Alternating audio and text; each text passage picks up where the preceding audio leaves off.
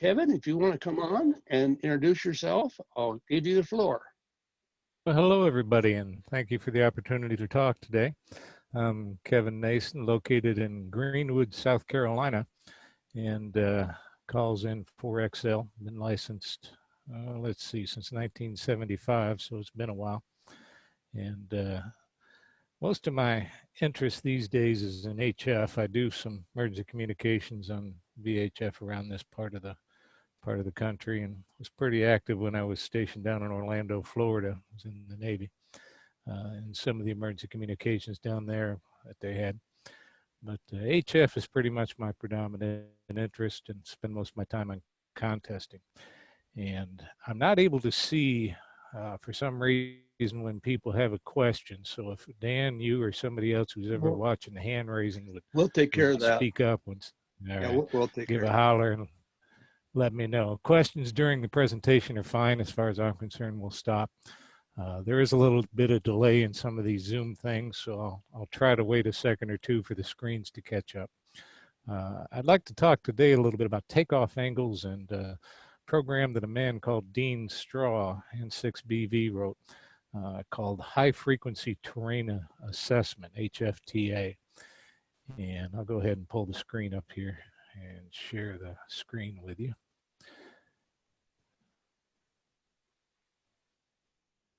And hopefully everybody should be able to see that now. And Dean did a very wonderful program. He was actually in the service too. I understand he worked out in Hawaii with some of the HF stations. He actually got in helicopters and flew up in the air around antennas and measured takeoff angles as to what it was, and started doing analysis for the government. And he came up with a very, very good program that we'll talk a little bit about. I mentioned at the beginning here that most of these things are things I've learned, and contesting is my forte these days. And when I got tired of all these people whooping me all the time in contests, I said, they're doing something I'm not. So I sat down and I said, I'm going to start reading their posts and see what they're talking about and try to figure out what they're doing. And the very first thing I tackled was this takeoff angles, because they were all talking about it. And the people who were getting the very high scores and getting all the DX contacts and everything were always talking about takeoff angles. So let's take a look at what they are. Some of y'all probably already know, but I'm going to start out with some basic information in the beginning. Have you ever asked yourself, like, how tall should your antenna be? Or is it worth spending more money to get a taller tower, because you have increased cost, of course, and far more maintenance issues with a 120-foot tower than you do with something that's only 35-foot tall. And a lot of times you wonder, you're thinking about buying a house and you wonder, is that in a good place? There are actually people using this program, HFTA, to figure out if they're going to buy a house. It's become that accurate and that well respected. So if you're going to buy a house, are you in a good location? Use several references for this: an ARL antenna book, some HFTA, of course, by Dean Straw, and pulled a different couple things off of YouTube. We'll take a look at a couple little videos. Hopefully they'll transition fairly well, so you can see what we're talking about and what we're talking about with antenna lobes. A little bit of background information, make sure everybody's on the same page.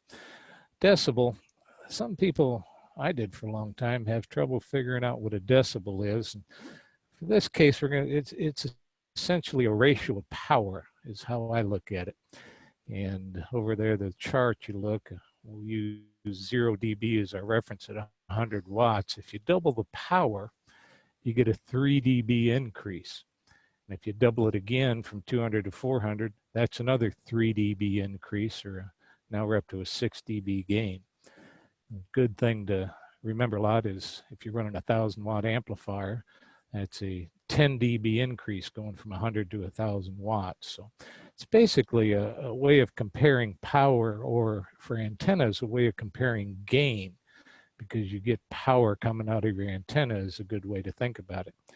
By the same token, if you're at 200 watts and you lose 3 dB, you have 3 dB of loss, you would go from 200 essentially to 100 watts coming out of your antenna. So dB is a power reference.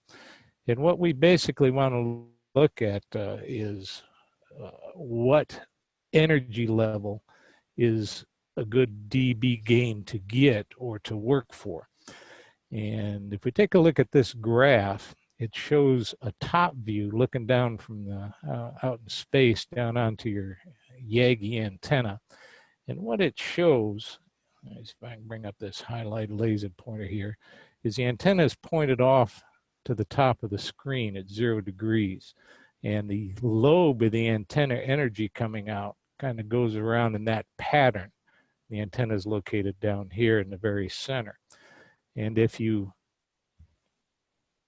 start talking about gain, these little graphs here, the little circles on the inside, represent a decrease in energy level from the max the antenna can put out. And that's what we call the half wave bandwidth of a Yagi antenna. And when people talk about Yagis, they always show these type of graphs looking at the top. But one thing I learned when I started getting into this, what is this takeoff angle things, are Yagis also have lobes that come out not just from the top. This part right here is what you would see looking down from the top, but also in a three-dimensional going up into the air. They have lobes as well. And this comes from a program called NEC. I got to get rid of this laser pointer here a minute. And if you take and you turn the Yagi, you can see that you get the gain off. This is a 5-element Yagi going out towards the front of it, but on the back you get hardly any. But you get these lobes that stick out over the dipole or over the Yagi. And those things are what we talk about are the takeoff angles. What is the angle in relation to the ground that they come off at? You also, let me skip that. This shows essentially a 2-meter ground plane antenna located. That's the little white things here in the center of this thing. And as you raise an antenna down near the ground, you get this lobe pattern. But as you raise it, these lobes change as well. And this person did a very good presentation on this, did it in easy neck, and then he raised it. He made kind of like a video show out of it. So as it goes up in the air, these antenna lobe patterns start to change. And what Dean did is found a way to figure out if this antenna is so high up in the air, what do these lobes look like? And what is the angle of the radio wave you need to make communications? Now, one thing you might think about, this group here I understand is into emergency communications quite a bit, is that as you raise an antenna, these lobes change. If you're out setting up something portable or you got a home station, you're not able to get in, by changing your antenna, you change these lobes. And most people think you got to raise an antenna, but as you saw from the beginning, you get a different lobe pattern. Maybe sometimes if you lower that antenna, these lobes will change so that you'll be able to make communications as well. And I didn't stress this initially at front, but when this started out, it had 0.6 dB a gain down near the ground. And at this particular height, you get an increased gain as well. So not only do you change these lobes, you actually change the gain of the antenna as you change its height. And that's kind of important as well. Takeoff angles, this comes out of the ARL book. Essentially what we're looking at is the radio wave goes from the transmitter, hits up into the ionosphere and comes back down. And that angle between the ground and the radio wave is what we're talking about as far as what the takeoff angle is. This is a shallower angle. That's a much steeper angle. And of course, you get NVIS communication, goes up, hits that, comes right back down again as well. Sometimes it just shoots off into space and you can't make any connections. This doesn't apply to everybody because this is looking at a chart from the USA East Coast, but it gives you an idea of what some of the arrival angles are. And here we have from the East Coast, and it varies from whether you're in Massachusetts or down in Florida or here in South Carolina, these angles will all change. But generally speaking, to get to Africa, you need about a 1 to 16 degree angle, with 3 being the most common. To get to Europe, it's 1 to 38 degrees, with 6 being the most common for 40 meters. And 80 meters is a little bit different as well. You can find these charts, and HFTA will let you know what some of them are, as you'll see in a minute or two. But that's kind of critical if you're trying to do DX communications. Talk a little bit about the plot area of HFTA. To do that, we got to take a look at this graph, which comes out of the RL antenna books. And the red is height for 80 meters. An antenna that's 1/8 wavelength high, about 33 feet for 80 meters, that's only 1/8 wavelength high. Most of the energy goes straight up. Well, being a contester, a lot of times I want to work DX. Most of the DX angles are down here. So that doesn't do me much good. Most of the US signals are going to be up in a higher elevation, and they come down here too, but you'll see a chart a little later, you'll see that a lot of them are up here at these higher angles. So if you want to work local stations, like you might do an 80-meter emergency communications net, you would want your antenna to be low near the ground and throw a lot of energy up in the air. But if you want to do longer DX station, or like work from the West Coast to the East Coast, you want to get an antenna higher. Here's a half wavelength high, and you can see the energy is going off at a much lower angle presentation. And that's what this represents, is what is the energy at any particular angle. So that's out of the RL antenna book. And if you zoom in, we'll look at these two right here. What Dean did in HFTA is he actually flipped this thing on its side. And he took this 0 to 30 to 60 degree angle at the top. And if this thing's delaying, let me know and I'll pause a little longer. And he grabbed this line and he straightened it out. So now you've got 0 to 30 to 60. And he put that in a graph that looks like this. Here's 0, 10, 20, going up. And that's the takeoff angle degrees. And he's got another thing over here for gain chart. And then he overlaid those lobes from the antenna that we're talking about.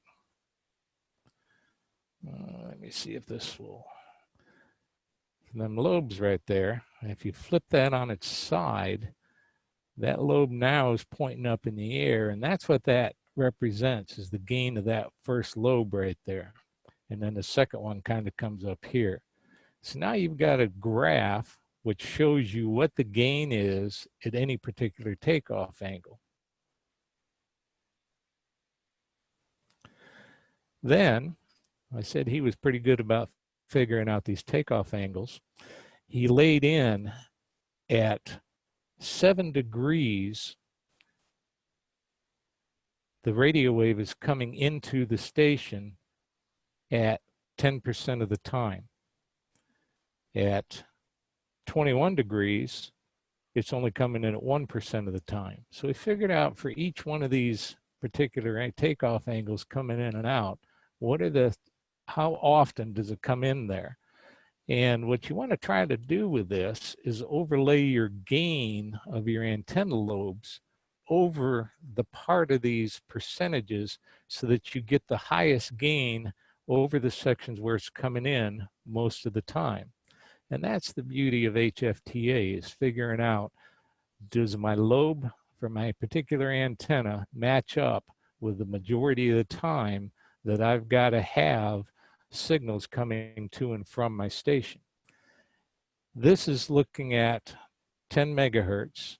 I've got a max gain of 12.9 dB up here in the upper right. I'm looking at flat train. We'll discuss train effects a little bit later on. But because this is only 10% of the time, 11% of the time, 2% of the time, and you don't really know, as these things change, as you change the height, this lobe will move back and forth. How good is this as compared to maybe an antenna pattern that comes out at 70 degrees? What he did is he kind of did some summation, some math, and he comes up with a figure of merit and says, you get this gain at that particular takeoff angle, you get this gain at that particular takeoff angle, but that's only 2% of the time. And he come up with a mathematical formula, and he says, I give this a figure of merit of 10.1. And that allows you to kind of compare a little bit rather than just looking at it and guessing whether it's good or not for any particular thing. And this elevation statistics, in other words, these magenta graphs down here, is for W4 land, which is where I am, in South Carolina to Europe. He's got, in the ARL handbook, they've got all these different elevation statistics for all different places in the US, and you can pull your own one out to figure it out yourself. Nobody spoke up and said I've got any questions yet, so I'll keep on going here. No, you're good. Okay. This one is looking at Asia, South Carolina to Asia, and you can see where the other one had all kinds of things here.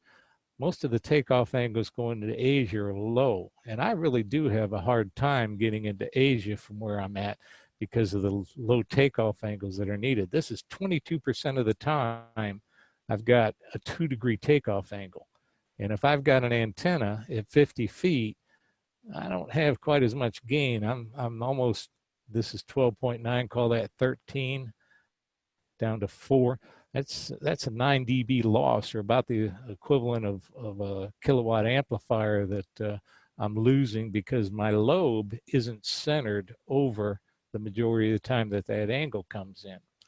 And you can begin to see once you look at that, maybe I want to raise this antenna up a little bit higher and move that lobe back down, and figure that's what the whole thing of this is trying to figure out.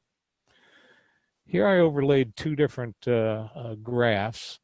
One is to show an antenna at 30 feet, which is the blue, and the other is to show an antenna at 70 feet, which is the red. You can see, obviously, the higher antenna gives me more gain down at those lower takeoff angles, in this case, Europe.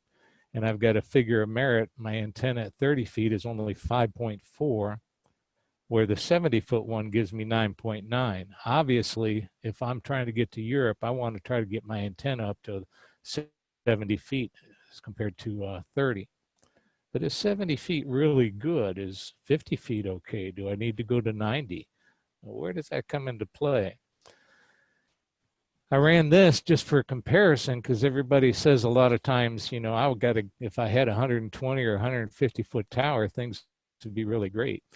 I used to run, fortunate enough to work with a station called NQ4I. It was a multi-contest station, and Rick had 180 foot towers. I was a multiplier station, not the main run station, and I've got to play with a 4-element 40-meter monobander at 130 feet. He could put antennas anywhere he wanted. But with HFTA, everybody wants high antennas. If you start looking at this, this is going to Europe from South Carolina. You can see that sometimes, like here, for example, sometimes I get a 20 dB increase if the takeoff angle happens to be at 11 degrees. So 180 foot antenna isn't always the best for you. High is not always the best. And you can see the figure of merits here for this particular one. If you look at the gains over all these takeoff angles, figure of merit for 180 foot antenna is only 9.9. You got the same thing for a 70 foot antenna, or the same thing for basically a 50 foot antenna. So going to Europe, 180 foot doesn't really help me. But it'd be nice if I could put up like 3 antennas or a stack and cover all those angles. But you can do these comparisons. Like I'm saying here, in fact, this is a 50-foot antenna, the blue curve. And if I go only 1 dB down from that 180-foot antenna, essentially 1 dB down, over all these takeoff angles, that 50-foot antenna is doing just as good or better than a 180-foot one. Here's a stack where you combine 35 and 70-foot antennas. And what happens here is the gain at this particular angle from the 35-foot antenna adds with the gain of the 70-foot antenna, and you get the combined stack gains as well. And you can see the stack gives you an 11.7 figure of merit. The others are 9.2. That was for US. One thing about HFTA that annoys people is it only works for horizontal antennas, doesn't work for vertical antennas. Can't do anything about that. Well, let's go ahead and look at what, that was the basic theory of how it works on flat terrain, but things change when you put it in the real world. If you look down at the ocean and the wind's blowing from here and you can see the waves coming along, when they come along and they hit these points of the rocks, look how the wave changes. It changes direction. In fact, here they're starting to go back and forth across each other. They come here, they would hit this point up here, and they'd reflect back off again. That's a good way to visually see that as you hit sharp points with a wave, you change the direction of the wave. I lived out in Idaho for a while, went to a nuke school out there, and some of them mountains and things. Start looking at them radio waves come and they hit that peak and they come back down. That's how come you can get hold of sometimes, because of scattering a little bit, of people that are not in the direct line of sight of VHF communications or HF communications, same thing. It hits the top of this hill and it'll bounce down and get to the other receiving section. Well, the beauty of Dean's program is really in that he can take your terrain profile and figure out all these different interactions and then tell you how your antenna will really work in the real world instead of just flat terrain. Now, this is my particular looking at my terrain profile going to Europe, and this scale is 0 to 12, 14,000 feet away from my house. So that's almost like 3 miles away from the house, as compared to this is the ground level at my house, about 575 feet. And this big mountain you see is really only going from 570 feet to 630 feet over a distance of like 3,500 feet, almost 2/3, 3/4 of a mile. So it's not that mountain that's really there. And that represents my antenna height. And again, it'll come up here, the ray will hit that peak, and then it'll shoot back down into different directions. So this is a graph of the profile. I've got a horse pasture over here, by the way, from one of the neighbors. Shoots right across this horse pasture. And if I look at it, go to South America, it's a little bit different. There, the whole thing kind of generally slopes down. And you would expect that an antenna would perform a little bit different because of those different terrain profiles. So I plugged this into HFTA, and this is what I got. This is looking for a 20-meter signal going to Europe. And the blue represents a flat terrain profile. But because of all those little diffractions that occur at all the peaks, you can see in the real world, I get a heck of a lot more gain going toward Europe than over a flat terrain profile. So my antenna at 50 foot actually seems to do reasonably well going to Europe. And this is a max gain of 12.6 dBi, as it says up here in the corner, going to Europe. But if I take the same antenna, and instead of pointing to Europe, which is about a 45-degree angle from where I'm at here, and I point it to South America, which is about 120-degree angle, something like that, I end up with a different profile. And instead of 13 dB, now that same antenna is giving me a 16 dB gain. And you can see I've got quite a bit of benefit over here. This goes from like 10 up to 16 dB. That's like going from 100 to 400 watts just by antenna gain over the real world by pointing to Europe. And in fact, I end up beating a lot of the New England stations going to Europe that are running 1,000 watts and bigger antennas, because the ground terrain profile gives me an increased enhanced radiation pattern to South America. I just run 100 watts in contests, and I usually whip all the, I won't say usually, but it's not surprising that I whip the boys up there with kilowatt amplifiers. They've got an extra hop between South America being in New England than I do, and they get an antenna loss or signal loss because of that extra hop. Now, here's looking at Europe, still on 20 meters, whether my antenna is at 50 or 70 foot. And where all these graphs came from is when I first decided to put up a tower 20 years ago. How high does my tower have to be? 50, 70, 90 foot? I'm not as rich as a lot of people, so that monetarily made a little bit of impact on me. And essentially, you can see sometimes the antenna at 50 foot outperforms the one at 70 foot. And if you look at the figures of merit, 10.2 and 11.4, they're not radically different between 50 or 70 feet. So I started thinking maybe I don't need to put one up at 70 feet. Here's looking at the United States, which has different takeoff angles. And you actually see that between 50 and 70 feet, the figure of merit, 9.3 and 9.5, there's almost no difference at all in the overall performance of the antennas between 50 and 70 foot when you start comparing all the different takeoff angles. Now, but if I look at 10 megahertz, and if you're thinking about that, 28 megahertz, which is 10 meters, this gain, if you remember correctly, when we were talking about the lobes, depends upon the antenna height. An antenna at 50 foot or 70 foot is going to be a greater percentage of the wavelength on 28 megahertz or 10 meters than it is on 20 meters.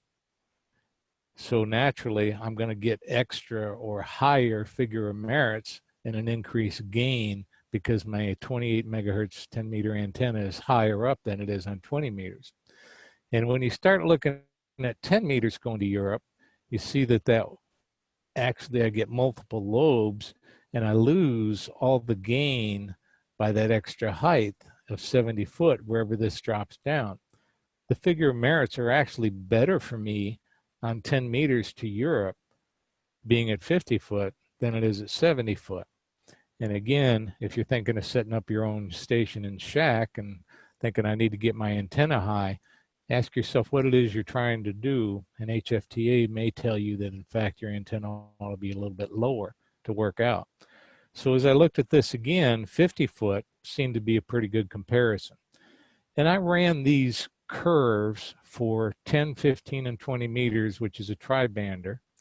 And I did it towards my major target areas in contesting, which were Japan, Europe, South America, and into Africa. And I did a run of this for every one of those things. And just for see how it was going, I also went off towards Australia.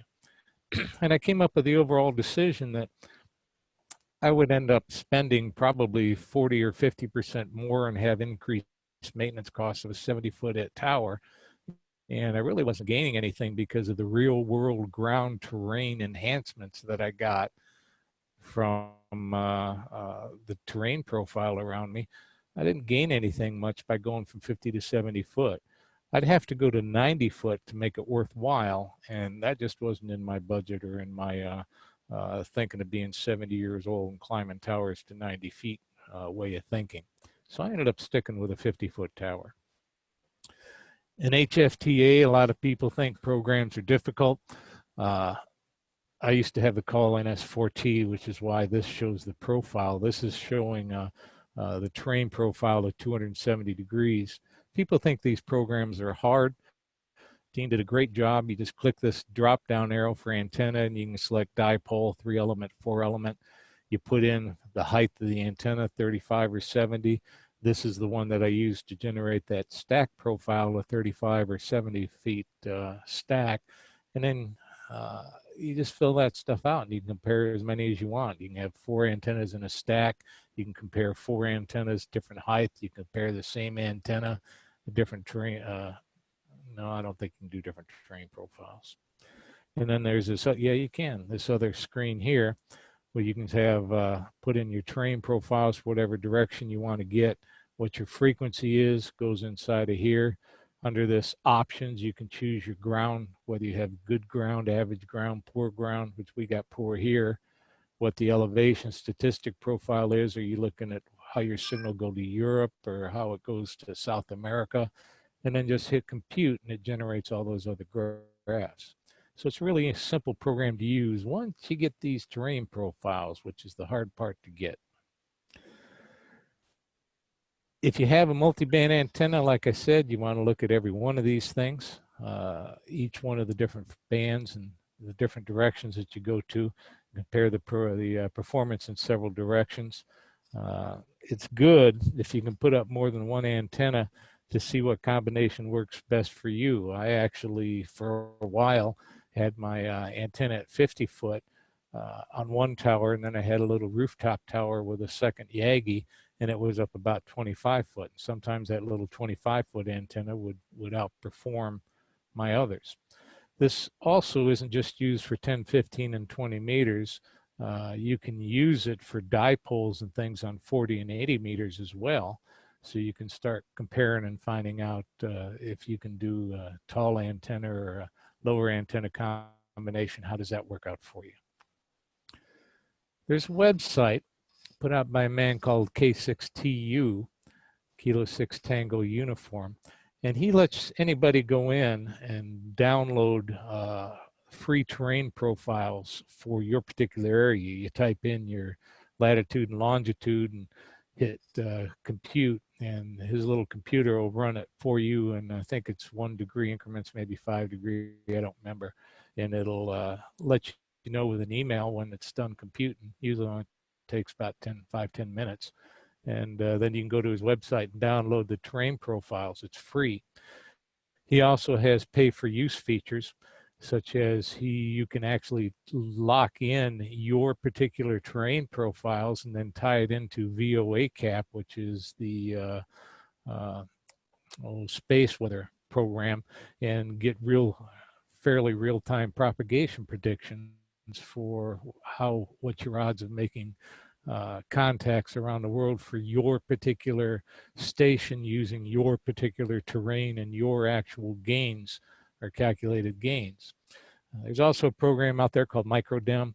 I wrote an article that ended up in a antenna compendium or a denim from the ARL, but it's awful hard to use, so I don't recommend going down that particular way. After MicroDem was out for a while, this guy K6TU says that's ridiculous and come up with a website. So I recommend everybody go there if you're going to use this program. I talked with Dean Straw when I was writing that article and read some of his notes on HFTA. Excuse me just a minute, I need a drink of water. And he says the accuracy of this program is only 3 dB. So a lot of times people will say, oh, I get 1 dB increase by doing this. Don't worry about that. This is a fairly rough program, 3 dB, which still it's much better than walking out there and staring into the air and trying to figure out how invisible radio waves are going to work. So don't obsess over small differences on your plotted results. You also want to plot to verify your results by plotting 3 different heights. For some reason or another, some of the algorithms that he used comes up with slightly different results. And I ran a graph just to show you. This is the same antenna pointing the same direction with the same statistic file and the same terrain profiles run for one at 69 feet, one at 70 feet, and one at 71 feet. And you can see the green and the red kind of track each other real close, but the blue's an outlier. So what Dean says is if you do this, for some reason or another, his math program isn't working correctly on that blue one, throw the blue one out and use, in this case, the 70-foot height is realistic, far more realistic than what a 69-foot height is. And I ran across that 3 times when I was going through the programs. He also, we talked about it on the phone, stress this to me, is he did these elevation angles over the entire 11-year solar cycle. As you know, we're kind of at a minimum right now. So these takeoff angles will change based on whether you're at the top, the middle, or the bottom of the solar cycle. And not only that, the elevation angles will also change essentially from day to day based upon the actual solar flux and ion streams coming off the sun. So what he basically recommends is, people have tried to tell him, well, can you give me one of these for the bottom of the sunspot cycle or one for the top? His design philosophy is use the program as it's written The odds are you're not going to move an antenna every 4 or 5 years based upon what position you are in the solar cycle. So just use the program as is, and it'll cover the entire 11 solar cycle. It'll make you a lot happier.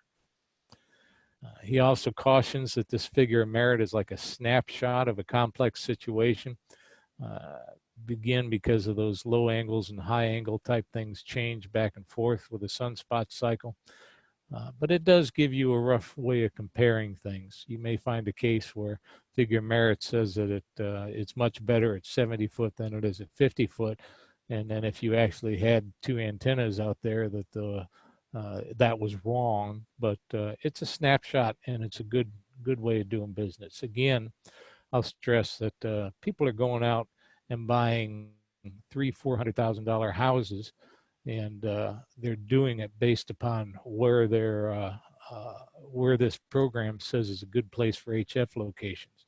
Or some of the big guys who have these 180-foot towers, 4 or 5 of them, are spending tens of thousands of dollars putting up their towers and antennas based upon this program, and they wouldn't do that if it wasn't accurate. So it gives you a real good indication of what's going on. If you do go out there and you start looking for your own sources of data, when this program first came out, the space shuttle flying around out there had radar near a graphic, shooting it down at the Earth and coming up with these terrain profiles, topographical maps. If you see something that says SRTM or some type of radar generated map, be aware that the tops of trees and things in jungles will reflect the radar in many cases, except for the newer fangled things that they have. So you got to be careful about using those particular sources. And another thing that comes into play is that buildings and things isn't usually included in your ground terrain profiles, so they'll have an effect too. Dipoles, they radiate in 2 different directions, broadside to the antenna, but this ray tracing program only looks one direction. So if you're doing a dipole, you've got to run it twice, going the different directions for the dipole that are broadsides. Recently, I guess in the last few months, 6 months or something like that, Dan, AC6LA, described a way to take HFTA a little bit further. He has a QRZ.com posting in November of 2020, and he used Excel to come up with a 360-degree presentation. And this is his 360-degree ground terrain profile that comes around, which is kind of neat to look at. I'm not a big fan of this personally. Not that I'm an expert or an authority, but the reason I'm not is, although that looks pretty, I'm only mainly interested in a couple, 3 different directions. And so I've run those particular things, and the rest of it is what it is. But then when he runs HFTA, he gets these type of plots that are generated so you can actually see what's going on. In this case, he had a big mountain right here off the upper right corner of this, so he wasn't getting much signal strength going off in that direction. He was at the bottom of that mountain, and he went off in that direction. He can do real well. And he put it in a 3D plot. That's what his antenna looked like, the lobes coming out. If it was flat terrain, but you can see it didn't look that way at all in the real world. He couldn't get through that mountain. He would have to really raise up his antenna tall. I had a friend of mine who inherited some property up in North Carolina, and his parents owned it. When they died, he got the land, and they had some land on top of the hill, and they sold that land off on the top of the hill, and they kept their home at the bottom of the hill. And he's a ham radio operator now, and he wishes that they hadn't done it, because I ran this terrain profile for him, and he'd have to get his antenna up to about 120 foot before it'd start working well into Europe. He did okay towards Australia and to the Midwest, but going to Europe, where he wanted to try to work a lot of stations, it doesn't work. So you can use these programs real well to figure those types of things out. In summary, how well an antenna plays depends on the takeoff angle to the target area, the antenna height, and local terrain. Lower is sometimes better. more than one antenna per band will help your overall signal presence because you can cover those different angles, takeoff angles, and design your antenna farm to cover all the angles. And if you can't, choose what's most important to you. Do you want to work domestic? Do you want to work Europe? Do you want to work DX? What are you trying to figure out and do? Parting thought, no antenna does everything. Each has advantages and disadvantages. And people ask me every now and then, what's the best antenna to put up? And my first response is, you can understand now after going through what HFTA does and how terrain affects it is, what is it you most want to do? Any questions? One from the chat. What exactly was the program you used with HFTA to generate the 3D plots? I didn't. Let me go back here just a second. Go to Google AC6LA and look at this November 2020 QRZ.com post that he's got, and he describes how he comes up with those. Okay, thank you. Anything else? That's all that I could see. Okay. Everyone liked the presentation, though. All righty. That was a great presentation. Thank you very much. So, Dan, you're better off living in the valley than you are at the top of the mountain. So it depends upon what, if I'm VHF, UHF, or on 160 or 80 or 40. Yeah. By the way, somebody asked me, where do you get this program HFTA? Can you download it? And the only source I know of for a fact is in the ARL antenna books. So that would be your source for it. And there were some links in the chat for some of the software. When I send out the video on this thing, I'll send out the chat thing so everybody gets a copy of those links. Okay. And Kevin, can you send me your presentation so I can include it? I will. The one thing I always caution everybody is I do use some animations, and they don't appear in a static presentation. So do the best you can. Yeah, and it's better than nothing. Yep. All right, we shoot out there again. Any questions? I don't see any hands raised, and there are no extra questions right now. Is everybody awake? No. All right. We had a pretty good crowd. We're looking at what? We had 96 at the top there. Yep, that's right. Yeah, pretty good crowd. It was a great presentation. Yes, thank you. Is there any comments?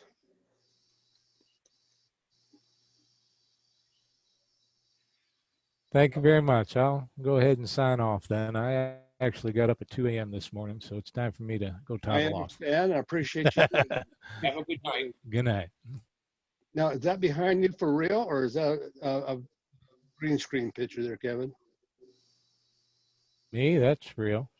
Okay. I like your bins. Thanks, Kevin.